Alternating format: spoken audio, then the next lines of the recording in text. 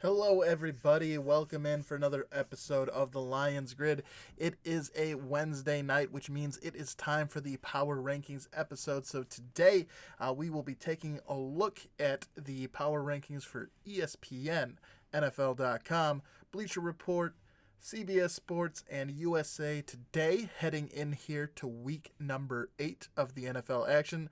We'll be specifically looking at the top 5, and then I'll also show you who Joe and myself have in our top 5 this week. Then we'll take a look at where the Lions currently sit in the rankings, and that'll be today's episode. So without further ado, let's hop in here, and we'll start with the media rankings first, tossing them up here on the screen. You can see really the top 4 teams. Of course, everyone unanimously has the Patriots still listed as their top team in the NFL. Beyond that, the top 4 teams, even though their position may vary a little bit in that 2nd through 4th positioning, the Saints, the 49ers, and the Packers, there for all 5 outlets. And the 5th pick is where the most variety happens. You got Kansas City making the top 5 for ESPN. You have Minnesota for NFL and USA Today. And then you have the Bills for CBS Sports and the Colts, fresh off their win over the Houston Texans, representing the AFC South there for the Bleacher Report power rankings. So, not really a huge surprise. I think when you take a look at my power rankings here in a second, we're in pretty much agreement with who the top 4 teams are. Maybe we differ a little bit depending on the source. We'll throw mine up here so we can talk about it. I have the Patriots number 1, just like they do.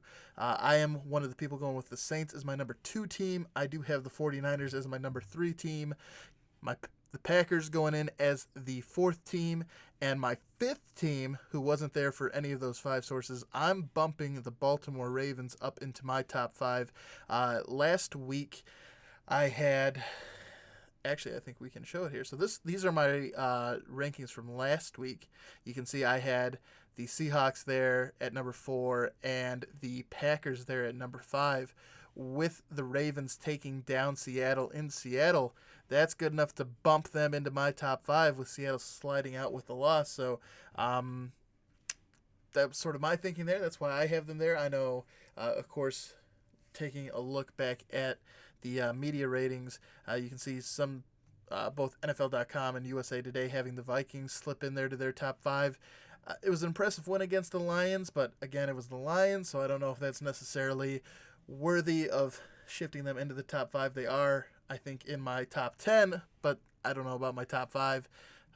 Kansas City, obviously they're going to be without Patrick Mahomes for a little bit, so a little bit of concern there, but, they still won that game even without him, so I can see sort of where ESPN's coming there. The Bills are, I want to say, 5-1 on the season. They pulled out a close game there against the Dolphins, but hey, a win is a win at the end of the day. And as we mentioned already, the Colts getting that win against their AFC South rivals, the Houston Texans, potential for them to have develop quite a lead there in the AFC South.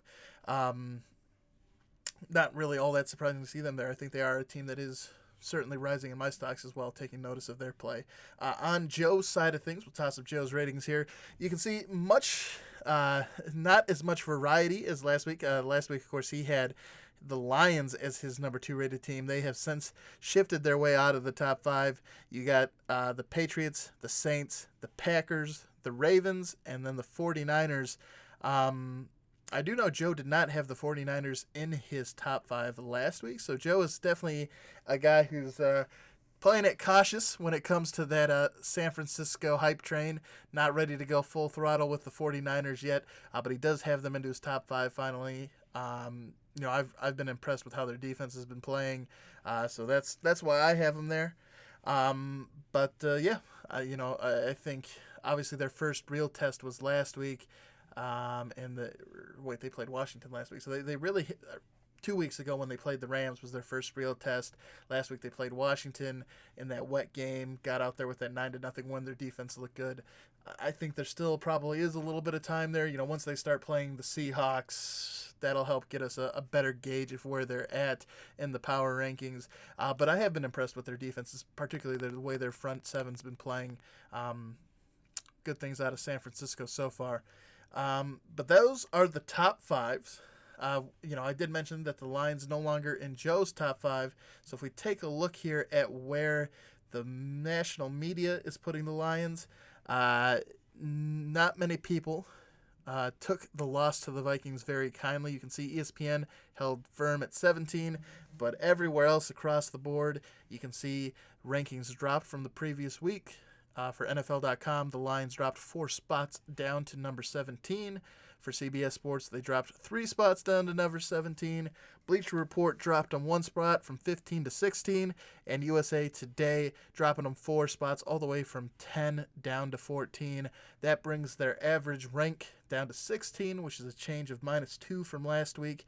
And yeah, I mean, it's certainly, I feel, deserved. We've talked about it here earlier in the week. Wasn't a good loss by the Lions. This was really the first game of the year where you got that feeling that they were actually beaten and that they deserved to lose, and it just, not really putting a whole lot of that on the offense of Matt Stafford, because they played well, just defensively, giving up 500 yards. Couldn't really get any stops against the Vikings, and it showed. So not surprising to see that the national media rankings dropping the Lions down after that performance. They'll have a chance here. Of course, they're playing the Giants, so even I think the Giants or the Lions are going to be favored to get the win at home against the Giants across the board. I believe they're the favorites in that game, even from a betting perspective. So if they get a win here against the Giants, I don't think it's going to have them moving too far up the power rankings because, again, it's a game they should win. So they'll probably have to wait at least another week when they take on the Raiders to potentially see their rankings increase, because I want to say they're in all 5 of those sources, they're ranked above both the Giants and the Raiders in terms of power rankings. So beating teams below you doesn't necessarily help you move up in the world of power rankings. So we'll have to see how it goes. Unless they come out and they completely crush both those teams, then I guess you could see a move up. But I don't know if the caliber of opponents in the next couple of weeks is going to be enough to have the Lions showing up in the top 5 of people's power rankings again. Certainly games they should win, but you don't necessarily get extra brownie points for winning the games you should win. You get those extra brownie points for winning games that you're not expected to win. And so far, unfortunately, they sort of did it against the Eagles. I'll give them that one. But outside of that, Lions haven't done too much of getting wins in games where they weren't expected to get the wins. Things sort of falling the way that people would have anticipated. But that does it for taking a look at the power rankings.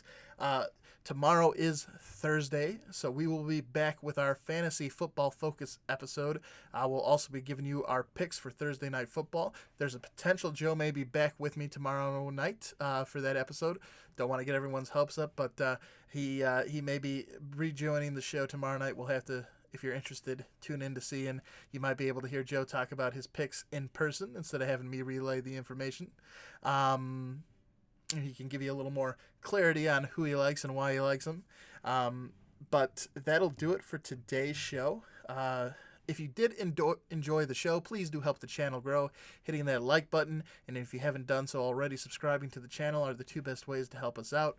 Of course, we've recently come over to the YouTube platform. I think at this point we actually have quite a few videos on the platform, but we're still trying to build that community. So we have a goal of reaching 100 subscribers so we can unlock a custom URL for the channel.